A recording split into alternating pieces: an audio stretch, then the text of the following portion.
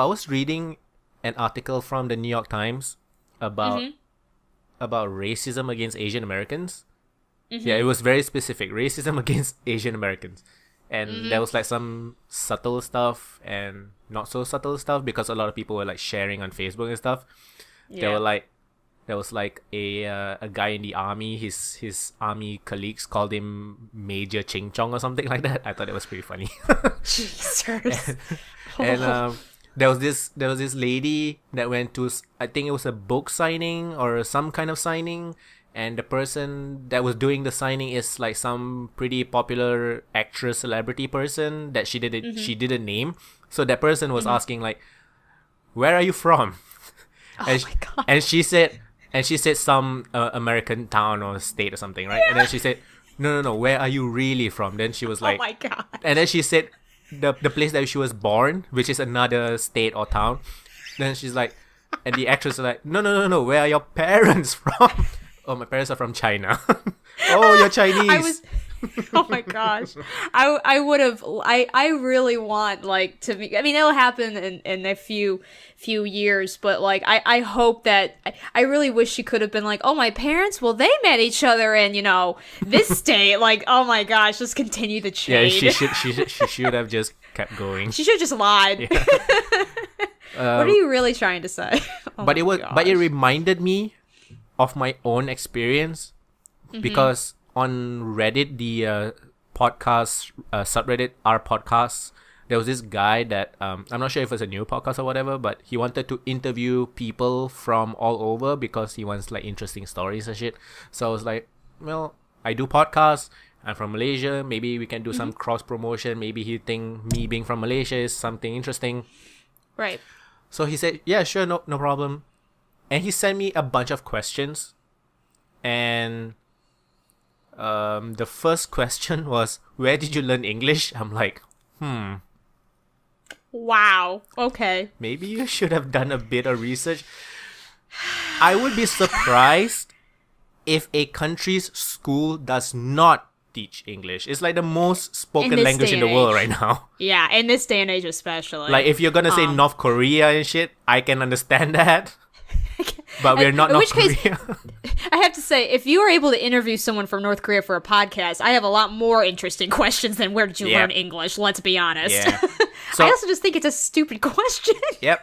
That wasn't the only stupid question. I can't remember the rest. And also he was like, and I was like, because he gave me a Google document. And I was asking him like, so what am I supposed to do? Should I answer it? Like, should I type it in? Or do I just need to know these questions? And then his reply was just sending the link again. I'm like, you know what? Fuck this shit. I'm not even gonna... Wow. Okay. Where did you learn English, buddy? That's kind of what I want to say. That was a good one. And this is episode 70 of the playonultra podcast. We are starting off with some early racism. Yes! Love racism in my podcast. Yeah. I needed to pick up the racism for this week because Jonathan is not here. It's only me and Sarah this week. Jonathan apparently is doing something else that's important, like a wedding reception or something. Oh gosh. Like it's important something or some important. Shit. Yeah.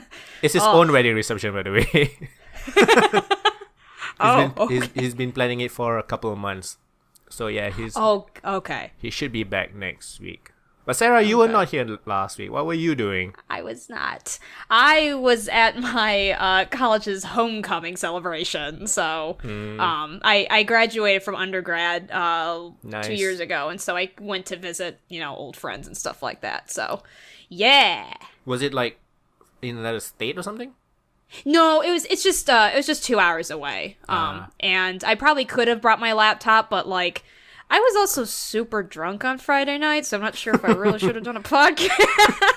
That would have been interesting. We really should try one. But I don't think Jonathan's a drinker, though. Oh, man. He could be our designated host, I guess. Yes, designated host, yeah. See, you have to have a straight person, though, when you have people drinking. You have to. It's funnier that way. You have to have a straight man in the comedy. Yeah. So it would be fine. So what did you do this week? And maybe last week, if there's anything interesting. Yeah, I mean, it all blurs together at this point. So still chugging away at Phoenix Wright. I'm on case 4. Nice. How did you like case 3? Okay, I like it as far as the case and the twists and the characters and stuff like that. I don't want to get into too many. This will be easier to talk about when we do when I'm able to talk about spoilers. So I can't really. Right. I don't want to say too much because it's spoilers. The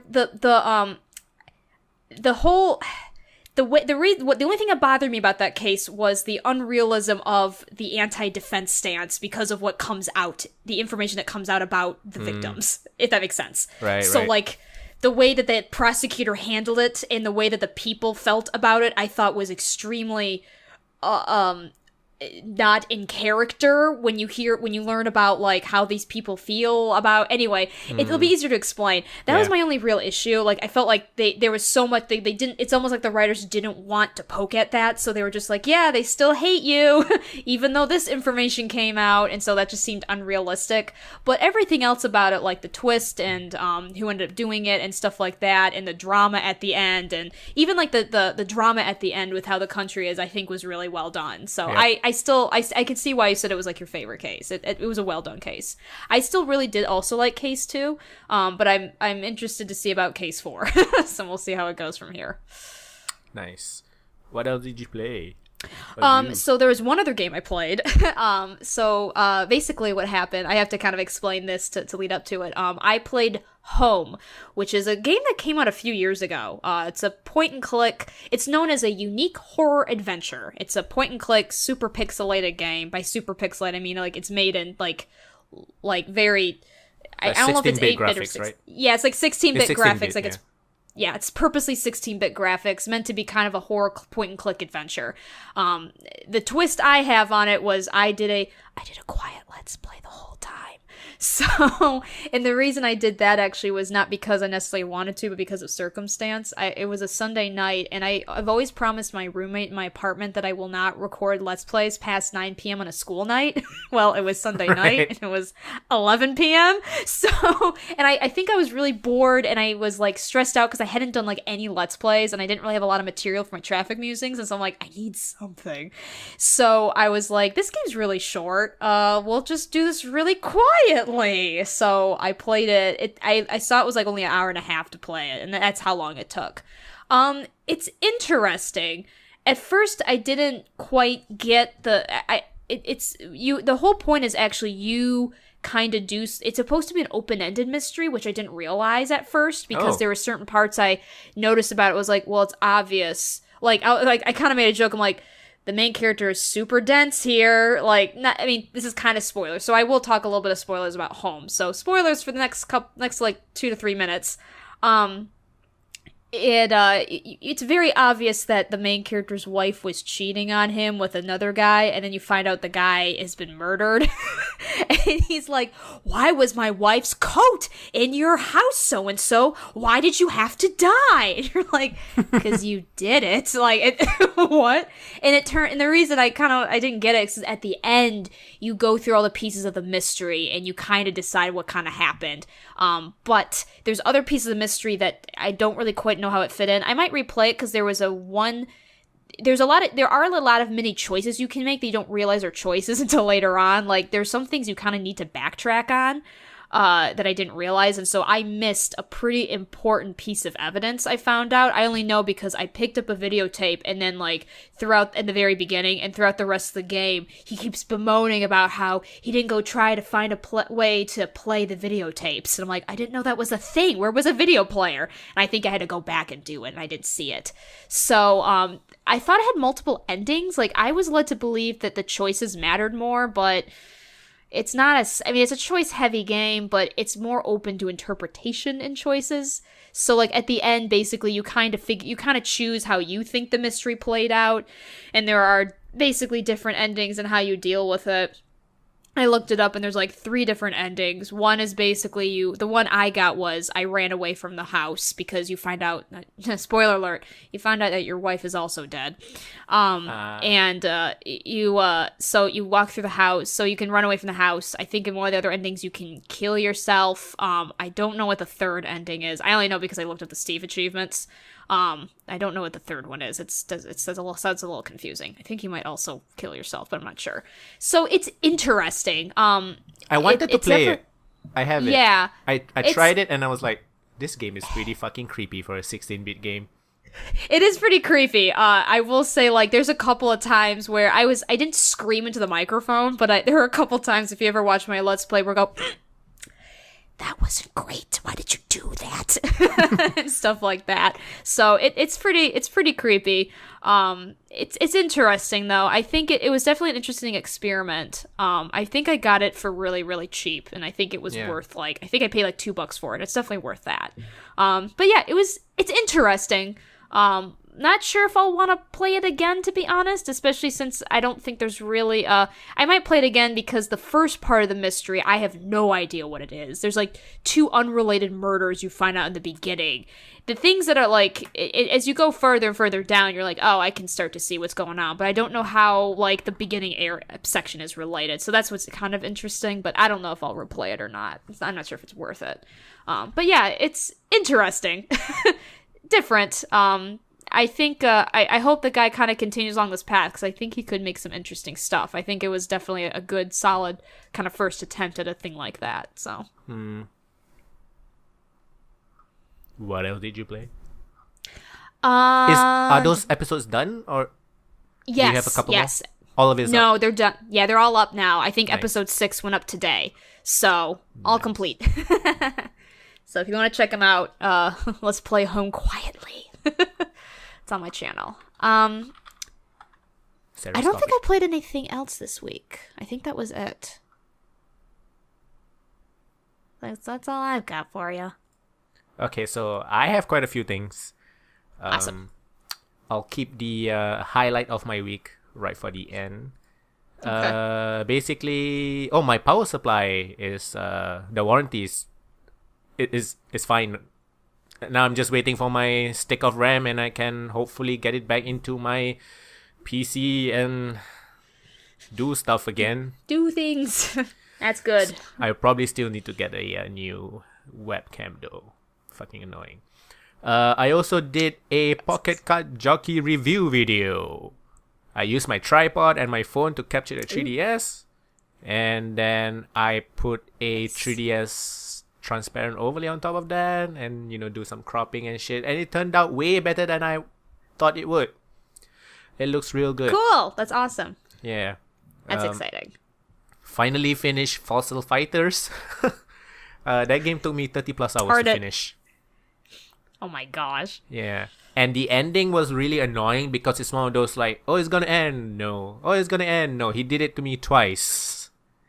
2 times. So the third time was the charm, I guess. Still a pretty cool game. After that, you can, continue digging for more fossils and stuff like that. Get the really rare dinosaurs and stuff. Also, another annoying part. I started with 3 dinosaurs, and I never changed throughout the entire game. I never needed to change because they were strong enough. Yeah, the entire game I played with 3 dinosaurs, and that's it. Wow. Yeah. I mean, I guess it's up to me to change it. But I don't think Pokemon has that problem. No, because, well, I was about to ask, so that there's levels, I'm guessing. You level up these dinosaurs, level up, yeah. right? Yep. When you get the new ones, do they start out like at level 1, or are they leveled? Yeah. So how it works is most dinosaurs has 4 parts: the head, the body, the arms, the legs. Each body part, depending on how well you do the digging, so like if you don't damage the body part and you get it 100%, so you'll get like 100 experience points. So if you get like all 4 body parts at 100, you'll get up to level 7 or 8, because each body part will then go into your 1 accumulated experience point bar thingy. Okay.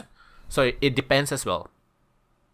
But it's very hard to change when I'm already level 15 and I'm using a level 8 dinosaur. But the game is not really challenging, so you won't really have a problem if you do want to change. Okay. Except for maybe the last boss. The last boss was the most difficult one, but that's about it. But Yeah, but you still have to work up to make it that your new one is up to the same level as your old ones. That to me would be the problem. Yeah, because Pokemon doesn't do that. One thing that's nice about Pokemon is every new zone, the Pokemon are leveled. Yep. So you may have to grind a bit, but it's like a difference of 5 to 10 levels, not, probably upwards of like 15 at some point late in the game. Not only that, the dinosaurs are pretty... not the dinosaurs, the Pokemons are pretty unique as well. That's true too. Yeah, the dinosaurs are not super unique. the move list is quite limited and is shared a lot. Elements, there's like only 4 elements, and even then I never had any problem because I do so much damage in the first place. Yes. But I like the designs. It's pretty cool. The dinosaurs are pretty cool. You can also super evolve them into a pretty cool looking dinosaur. And I only got the mascot, which is the T-Rex, like 75% when I'm gonna finish the game. So I got it pretty late, which is annoying. But it was the coolest looking one, I feel. So you gotta work for it. Yeah. I've also tried a bit of Dead Head Fred. It's a PSP game. So it's Dead Head Fred. It's a game. It's a third-person action game, and it's you play a private eye that was murdered, and the scientist brought you back to life, but you're missing your head because the big bad guy that killed you wanted your head as a trophy. Oh. So your head now is in a jar with your brain and eyes, and that's about it. And you have to fight zombies, and you have to fight, and you can change like into you can change different heads to get different abilities. Sometimes it's like environmental puzzles. You have to move this, so you have to put on that big bulking head so that you can move something heavy, kind of thing. It's pretty. I like the concept, but the controls are pretty meh. Because it's a PSP and it's a third-person action game, and there's only one analog stick. So. Yeah. No, that's a no-no. Yeah, I'll try to keep playing it because I do like the concept, and the voice acting is really good. Oh. Yeah, especially the main guy. The voice acting is really good. So I played one more thing, and it's called Legendary Staffy. Do you know that game? Legendary what? Legendary Staffy. I don't think I do. What is it? It's a game on the DS. It's a side-scrolling platformer game, but most of the levels are underwater levels. So it's like, those underwater levels in Mario? Oh gosh. It's like that. Yeah. But way better. Oh, okay. And playing this game is making me rethink the top DS games on my list. It's so damn bloody good. You play a star. You were up in the heavens, and then aliens attacked, and then you wanted to rescue somebody, so you just jump down into the sea and stuff. And the animations are so good, and the characters are so bloody cute. It's so cute. And then there's like so many mini games and stuff to collect and stuff like that. It's so bloody good. It's one of the best platformer thingies that I've played. There's also like on land missions, but I think most of them are like underwater stuff. Okay. And it's really freaking good. I got it for real cheap as well. Of course. Yeah. What's with all these cheap games you're finding? They're just like, this is the best game ever. Yeah. My DS collection has a lot of like non-mainstream stuff, which I prefer. Makes sense. So my highlight of the week is I finally got to try VR. Oh my gosh, how was that? And where did you try it? I was at a shopping mall on a Sunday night. Okay. Wanted to eat dinner, and I was like, "What the fuck is that? A PlayStation VR demo booth?"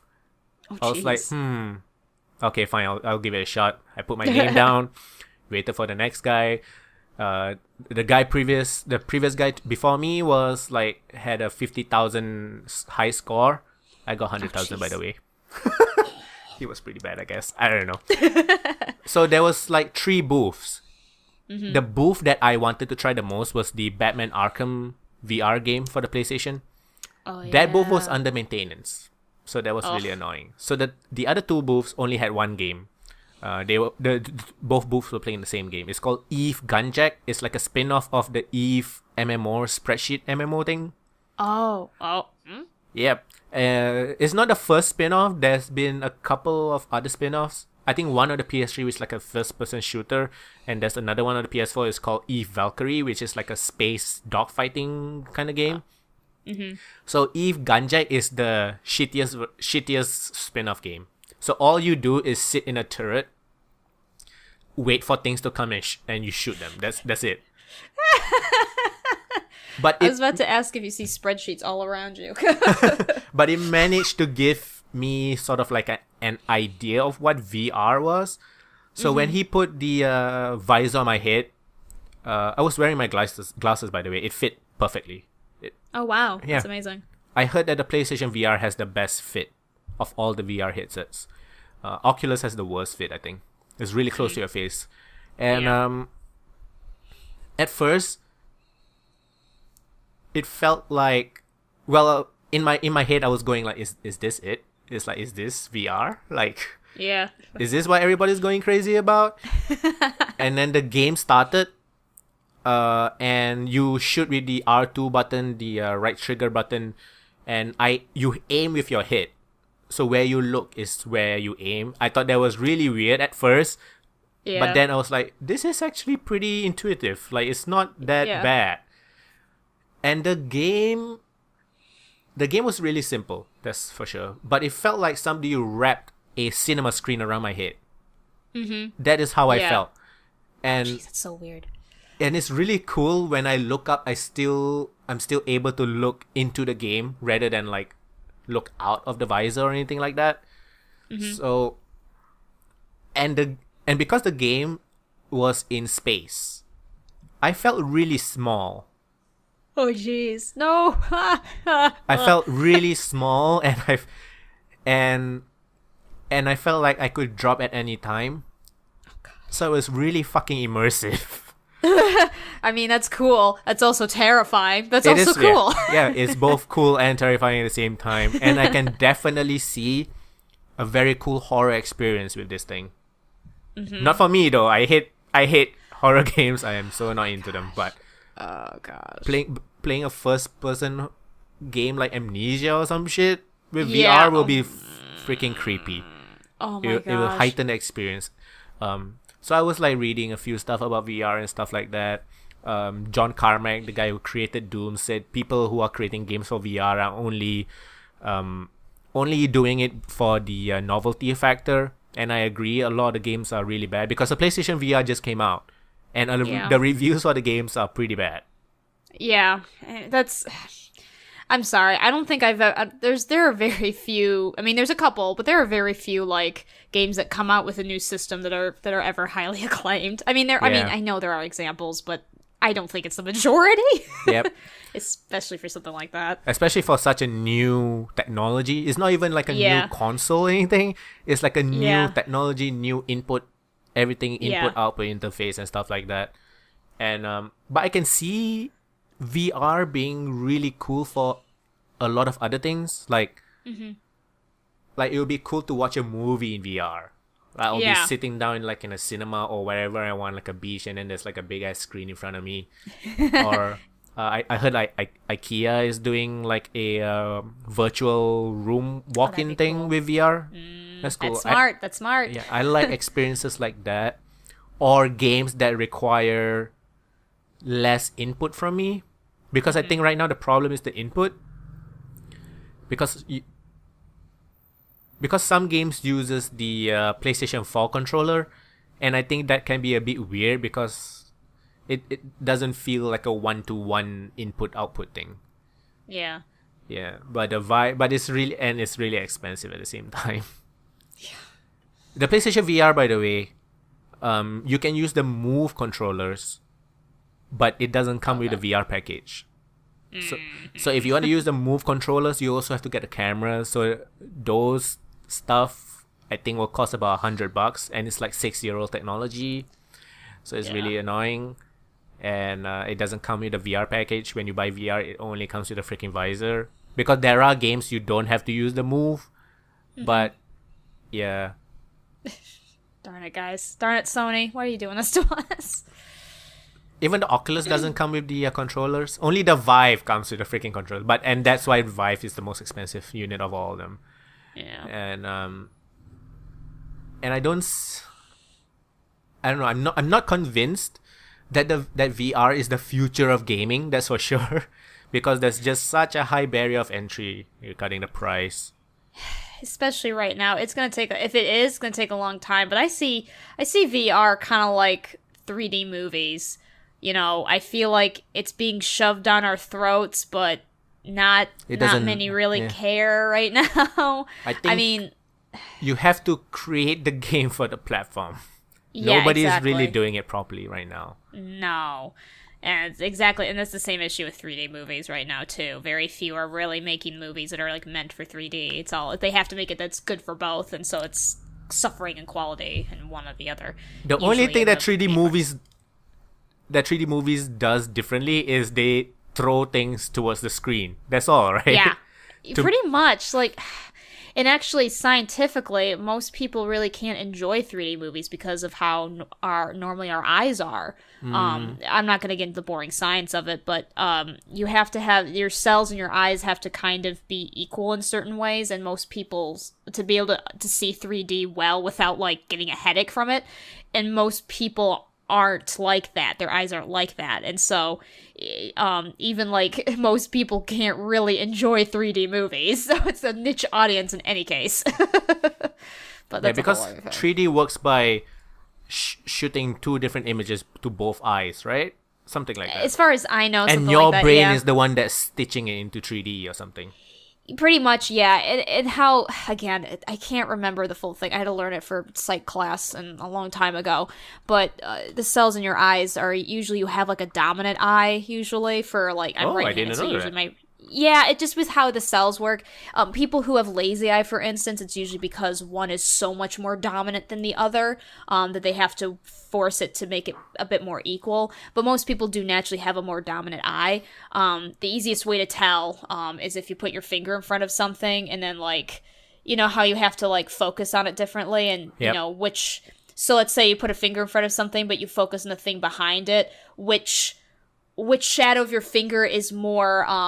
prominent, like apparent prominent is whichever, when you close your eye, whichever, so like you do that, you close each eye, whichever one was more prominent when you had both open is your dominant eye. I actually don't really have a dominant eye, weirdly enough.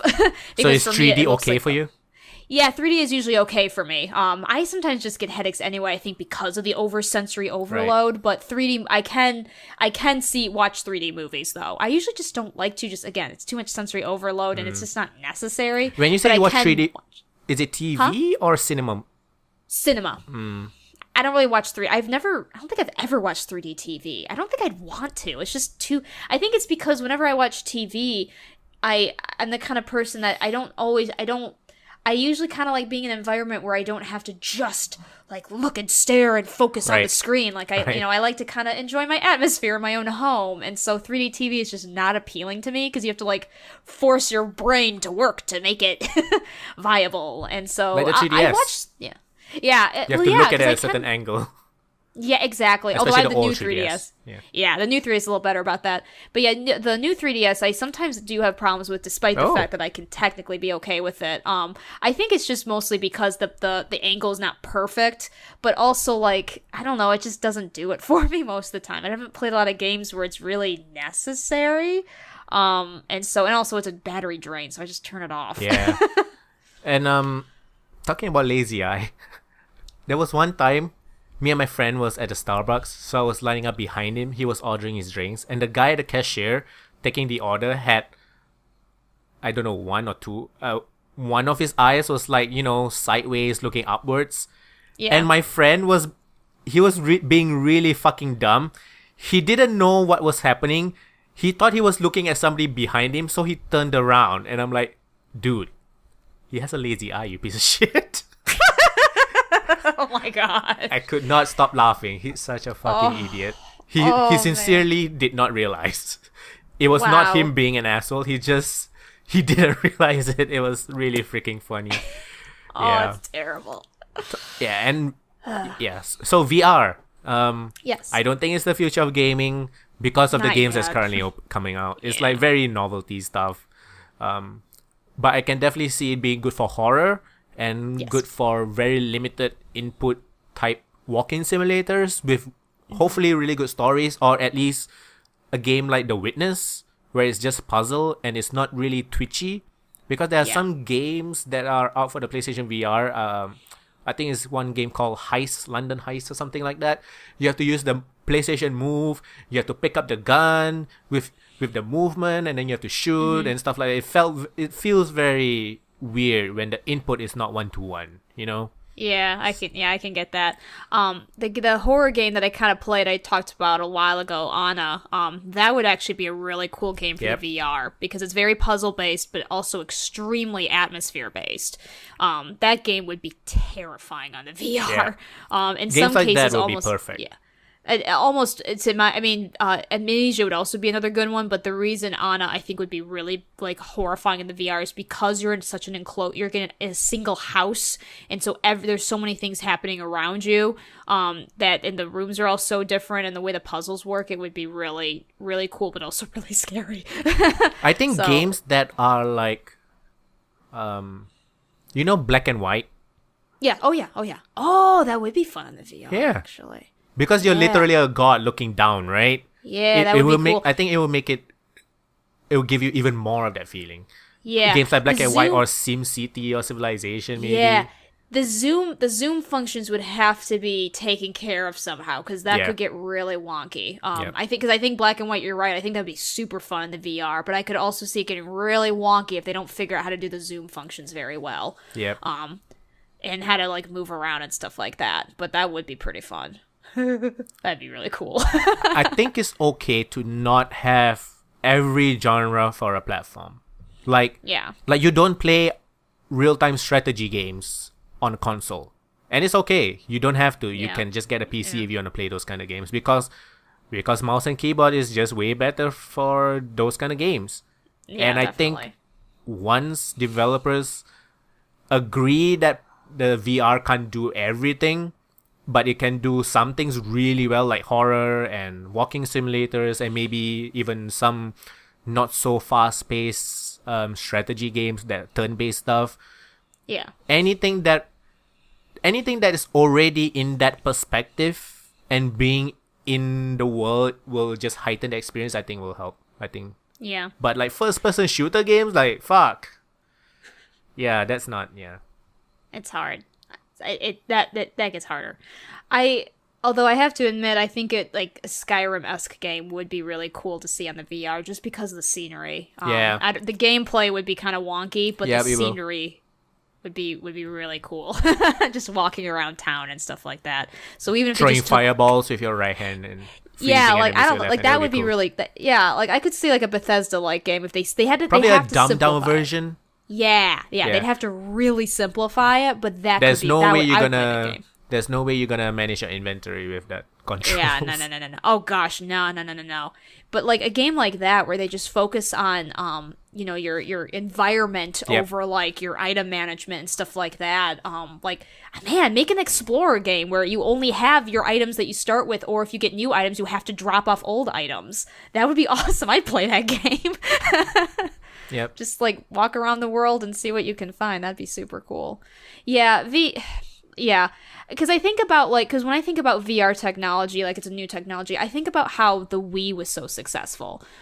Because the Wii was pretty revolutionary for its time, but and I think about like I kind of said before how most games that come with a new console don't do well, and the Wii was kind of an exception. And I mean the games weren't great that came with it, but they sold, people played them, people had fun with them, and I think it worked because it was new, but it worked because they kept it simple. They showed exactly what it was. They did not. I think the other thing is they didn't overhype it. They were like, you can play sports. Here's a game where you play different sports.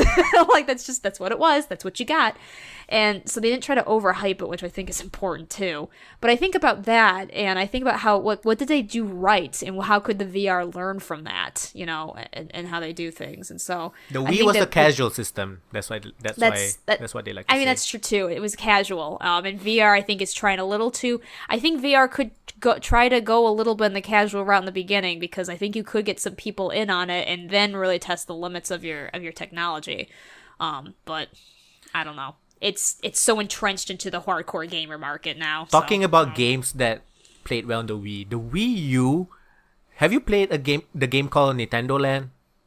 Yeah, I think I have. Is that the one where there's a bunch of series of games that you play with? Yep. Yeah, I have.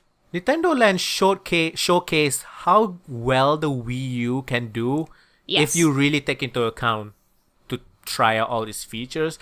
Like, my favorite game from Nintendo Land is the guy who's holding the tablet is the ghost. Yes, I was about to mention that game. It was so good. Yeah, it was a really good game. I mean, of course, it's like a local multiplayer type game, which I guess is a problem if you don't have friends or something. But Nintendo's always assuming you have friends, though, so that might be a different problem. But it's so freaking fun, that game. And it works. And the one where you have to chase Mario or something, or Mario has to chase somebody. Like, I think Mario has to chase the guy holding the tablet, I believe, or was it the other way around? Something like that. Yeah. Even that was super fun, and it was like really simple games, but it used the technology properly, and that is what I feel VR is not really doing right now. I could see that. Yeah. Nintendo needs to make their own VR, I guess. We never know. You never know. It's not like they're saying anything but the NX, so we can literally say whatever we want until they actually come out. Exactly. And make an announcement. It's really, really long. So I'm kind of surprised they haven't tried to yet. I guess, to be fair, I mean, Sony's kind of the first major console that's really tried to. So now that Sony's tried it, Xbox and Nintendo are probably Microsoft and Nintendo might follow close behind. I guess we'll see. Yeah. We'll see.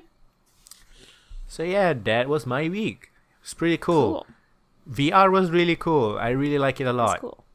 With the proper games. Yeah. Really need to try VR. It's just too expensive right now. It's so expensive. It's like, to get a PS4 Pro is like $500, or is it $400? The VR itself is like $500. The Move controllers and the camera is another $100 to $150. It's not cheap. It's not cheap. So yes, do you want to go into some news? Let's go into some news. All right. Let's start off with No Man's Sky, some shit news. Woohoo! This is a section of No Man's Sky sucks. It's not really news, but No Man's Sky is one of the worst games on Steam right now. Most highly in the last 30 days, 5,919 reviews.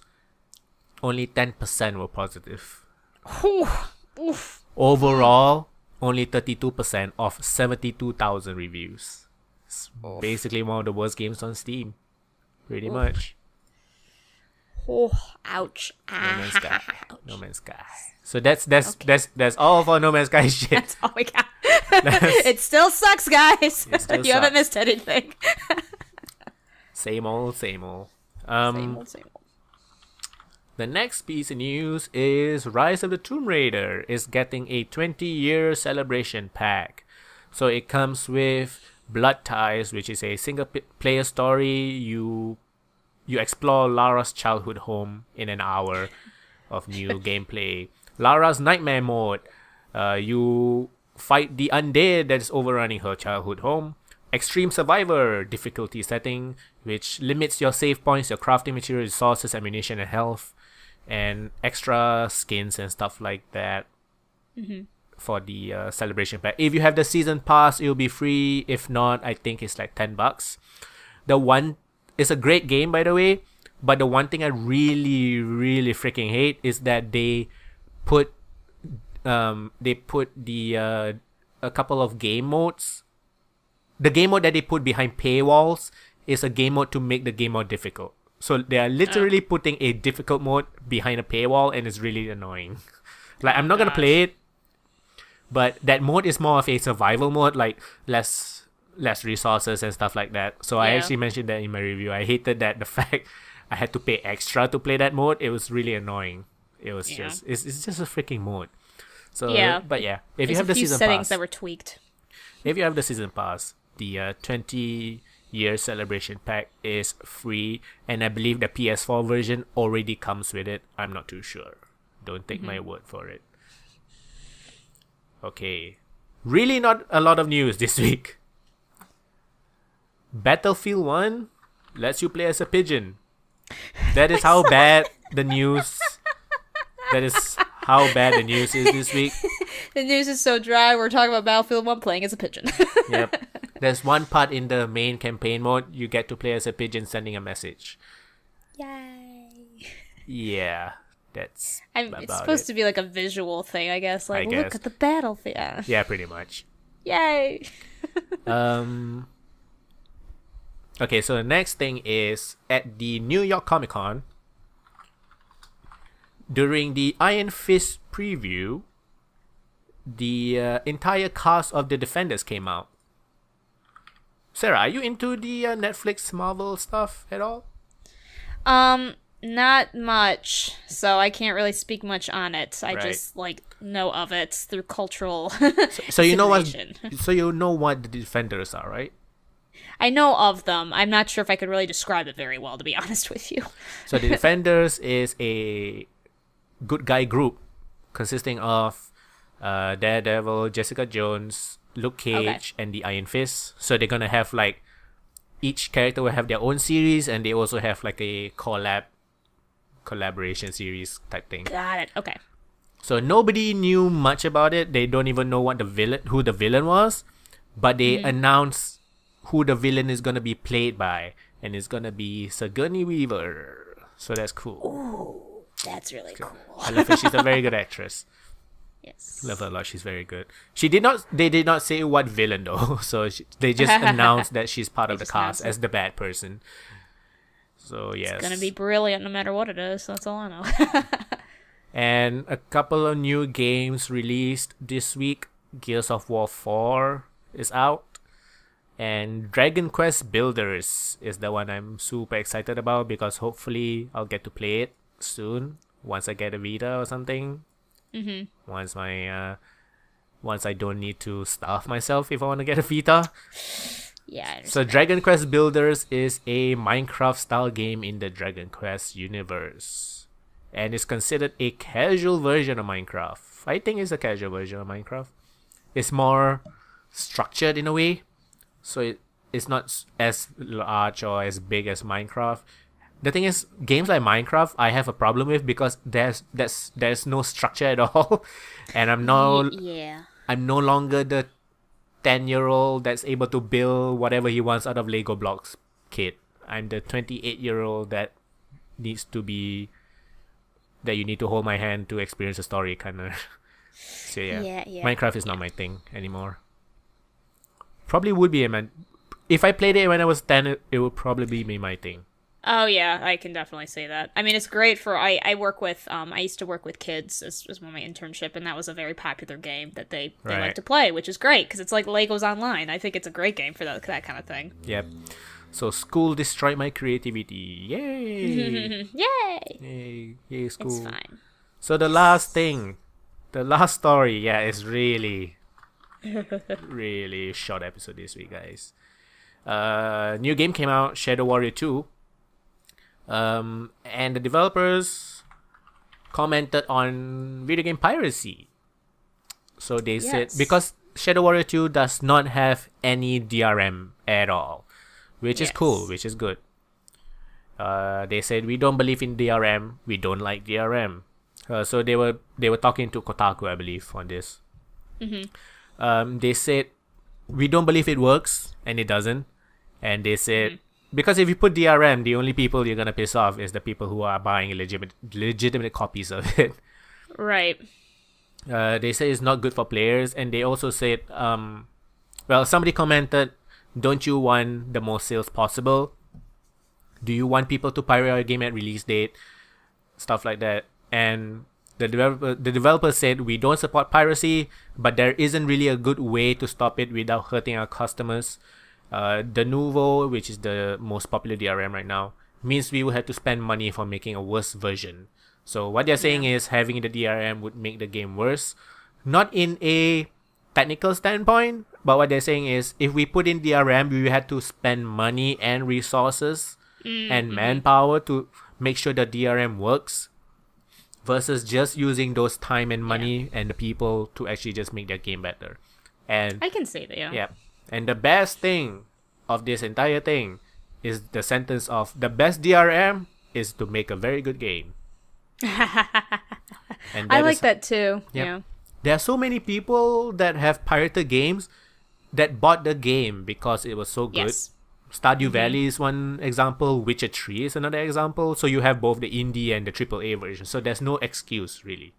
Yeah, I mean, there is a thing to be said for the idea of people kind of like to trial practice, things before they buy it, and then they'll put money for it if they like it.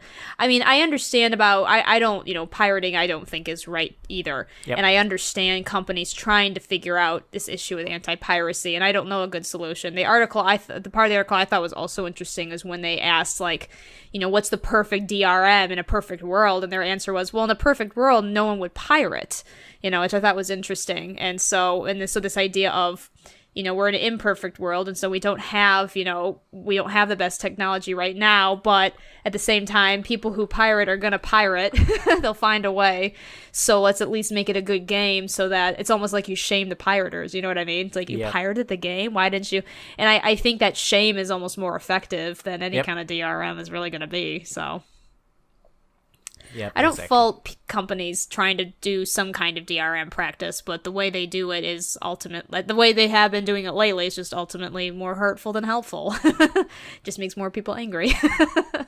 And we have seen companies that are against DRM usually get more support from everybody. Even the people who pirated the game. And surprisingly enough, the developers are also from Poland. So maybe Poland is a totally not okay with DRM type country because the Witcher developers are from there as well. Right. Maybe it rubbed off on everybody in the industry in Poland or something. And I also appreciate that Shadow Warrior 2 in Malaysia on Steam is much cheaper because I noticed one thing about the AAA game developers and publishers. They tend to price their game exactly or almost the same with the American version. I know it sounds weird, that's a complaint, but the thing is there is region lock on Steam. If I buy a game in Malaysia, I can only activate and play it my surrounding regions, so like Thailand, Singapore, and stuff like that. So if I have to pay $60 for a game and I can't even play it anywhere I want, that's fucking annoying. Because Americans can buy it in America and come over here to play it. Yeah. There's no region lock on American Steam versions. I never understand. I don't want to pay the same price for literally a gimped version of the game. So I appreciate that the Shadow Warrior 2 game is cheaper here because I know I have limited access if I ever went anywhere. It's really region annoying. locking is still one of those things I don't understand. Like, I guess I could see kind of the purpose, but in our global economy, it just doesn't make sense anymore.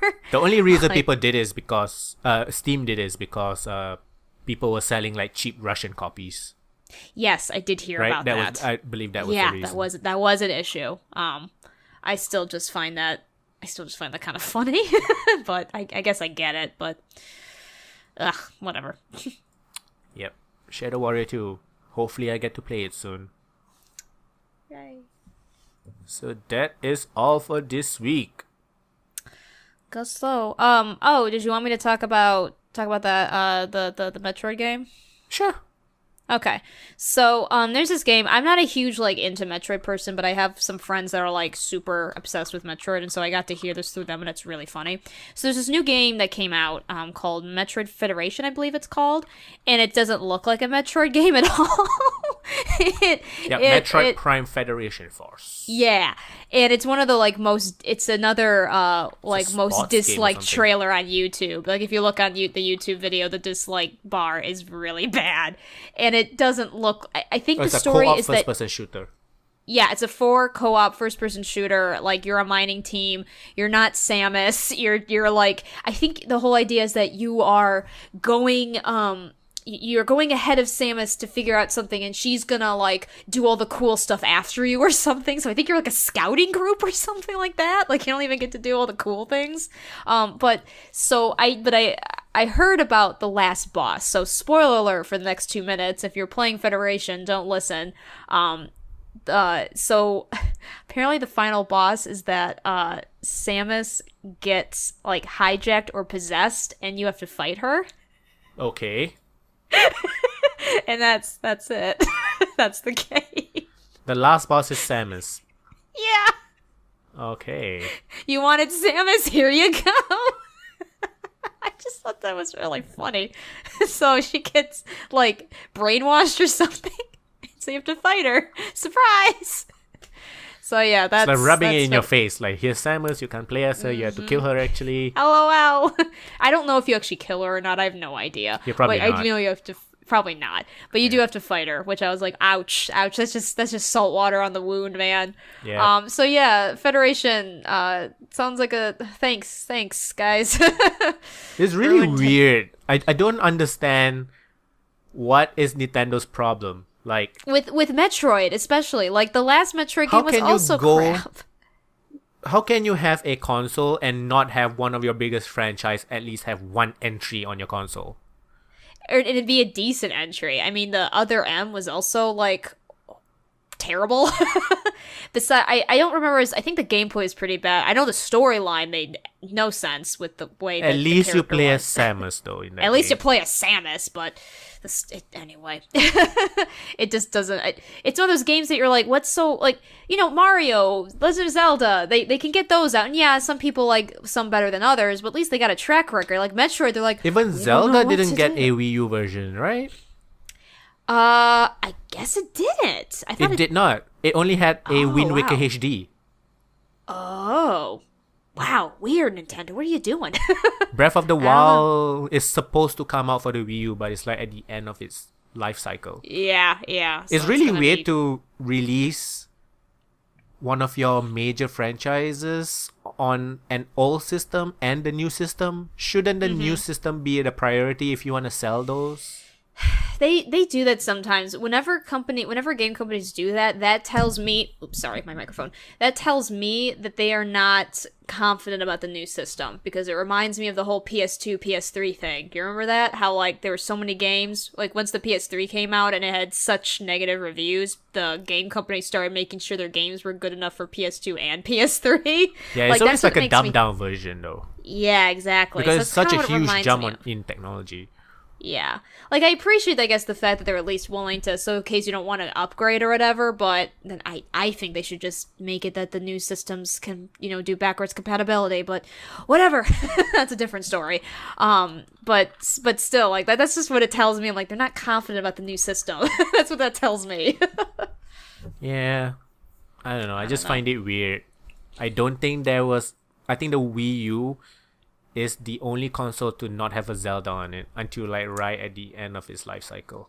That is actually very strange. I guess because they were focusing on the 3DS. Now that I think about it, right? Yeah, they did have a Link Between Worlds on the 3DS. Yeah. Well, it is the better selling system. Yeah, so but that it's really might be sucky why. though for people who adopted the Wii U. Yeah, it's weird they couldn't do both, but I guess... Like, if I'm not gonna get first-party Nintendo games, what's the point of getting a Nintendo console? Yeah, I know. That's all right, weird. Nintendo. There actually is one other piece of news I wanted to bring up. Remind me, did you like Hotel Dusk, right? Oh yeah, I know. Okay, have you heard about this new game that just came out? Yeah. Okay, yeah. I haven't gotten it yet. I think it's only online. I don't know. I haven't checked. It's like $7, right?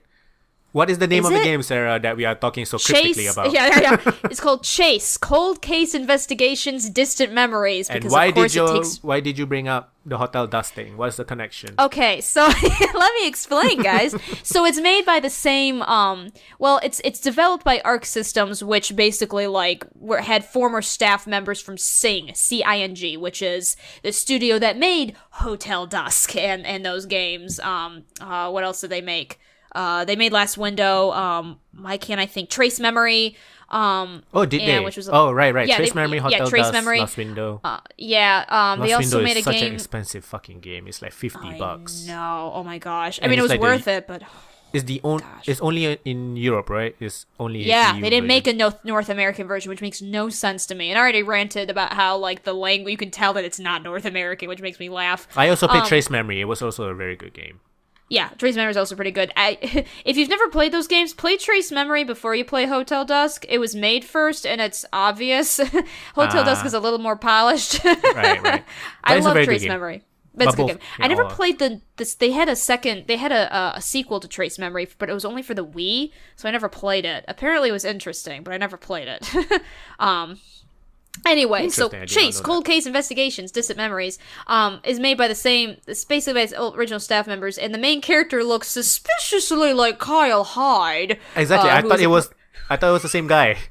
I thought it was too, but he has a totally different name, and he has black hair instead of blondish hair. Yep. And I think he's Japanese, because I think Kyle Hyde, even in the Kyle Hyde is the main character in Hotel Dusk and Last Window. Yep. And Kyle Hyde, I think was always American, even in the Japanese version. Yep. I think. But this game, I don't know the name of the main character. It's I'm looking at the Nanase? Shonosuke, Nanase, and Shonosuke Koto Nanase? Amekura. Yeah, I think Shonosuke is the dude, yeah. Is the guy. Koto Amekura sounds totally female. It sounds very female. I don't know Japanese that well, but that sounds very feminine. And he looks like Kyle Hyde, but he's Japanese. And but yeah, it's supposed to be some kind of mystery game. I don't know. I'll pick it up after I finish Phoenix Wright. Because I'm definitely gonna play it, because I'm like, please make more games. But yeah, so it's interesting. I don't really know anything else about it. I don't even know how it plays. I have no idea, like, how the game works. But we don't care, like right? That. We're just gonna Not get it. really. The story's gonna be great. Like, that's all I care about. Their stories are always amazing. Are you gonna get it? Yeah, I'm gonna get it. I don't know when I'm gonna be able to. Okay. We can do another spoiler thingy for this game. It's gonna probably take a while for me to finish it, because me and finishing games. But I'm gonna guess that it's not very long, because I do remember seeing is something like $7. I'm not sure. I can't find the freaking thing anymore. I don't even know how much, because by the price you kinda can gauge how long it is. Yeah, if it's cheaper, it's probably not that long of a game. Yeah. I have to check. I actually haven't checked for price. Whatever it is, I'm gonna get it. But yeah, Yep. I'll let you know when I get it and download it. Because yeah, I'm definitely playing it. Are you kidding me? They also made it. Sing also made a game. Oh, why can't I? I never finished it. It was the last game they made before they went out of business. What was it called? Hold on, I'm looking them up. I can't think of the name. I don't know if you ever played it. But it was called Again. That's all it was called. Did you ever play Again? What? Again? Okay. Again. Is it a DS game? Yes, it's a DS game. It was pretty much like the last game they made before they went out of business. I never finished it, not because it was bad, but just because it was a time of my life when I didn't finish it. It's really interesting though. Another one of those games. It's another noir Like mystery. A point and click adventure thing, right? Yep, point and click. The gimmick basically is you play a character who can see imprints of the past. So what they do with the DS is one part of the DS is what the crime scene looks like now, like in the present. And I don't remember which is which. And the other section of the DS is what it looked like in the past. Because you have like a psychic ability to do. That's interesting. Yeah. So you can kind of, it's because you're following a serial murderer who I think this serial murderer had killed your parents or something like that. And like he only kills like once every like 5 years or something. And so it's been a long time to try to catch him. And so that's why the whole past thing's important, but also so you can see like what happened in the past in the crime scene, so you can start to piece things together. I have to start over because it was so long since I played. The story does take a little bit to kind of get going. It's a bit of a slower paced game compared to the other Sing games, but the gimmick is very interesting. So it was I remember I bought it because like they were going out of business, but I haven't finished it, but I need to because it was pretty good. But kind of one of their slower titles. And also, the other reason I wasn't as big of a fan of it when I first played is, if I remember correctly, it's live-action characters, not drawn characters. So the stylistic choice isn't my favorite. like they're not bad. Like the actors aren't bad, you know, and what they kind of film them doing isn't bad. But I mean, it's a video game. I'm not really huge on the live action kind of stuff. It kind of makes me think of old gimmicky games from the 90s. And also, I mean, I think they should have just stuck to like that kind of Hotel Dusk style, because I think that works so well. But they didn't. They chose this instead, and I don't know. It kind of the aesthetic to me is not as pleasing because of it. It just seems almost too gritty. I love my noir, but this is a little too gritty. Anyway, so that's my Sing rant. So, anything else before we wrap up? I got nothing else. I think that's it. Yep, I got nothing else. Yeah. So where can people find your sometimes ASMR Let's Plays? My sometimes ASMRs. Yeah. You can find me under Sarahscopic, SARAHSCOPIC. You can find me on YouTube. You can find me on Facebook. You can find me on Twitter. So yeah, check me out. I do things. Yep. And I also do things on the internet for whatever reason. It's Pupunoob, Pupunoob. You can find me on Twitter, Facebook, and YouTube. Please, the video version of the podcast also goes onto my channel. So do subscribe, like, comment, share. It really does help us. Every little bit helps. So yeah, this has been episode 70 of the playonultra podcast. What? Said 70. 70, yeah. And yeah, we will see you next week. Thank you very much for watching and listening, and bye-bye. Bye-bye.